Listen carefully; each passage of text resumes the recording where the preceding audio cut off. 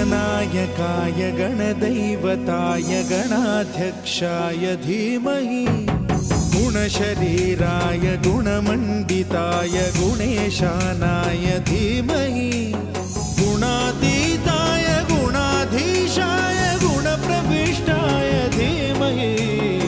एकदन्ताय वक्रतुण्डाय गौरीतनयाय धीमहि गजेशानाय भालचन्द्राय श्रीगणेशाय धीमहि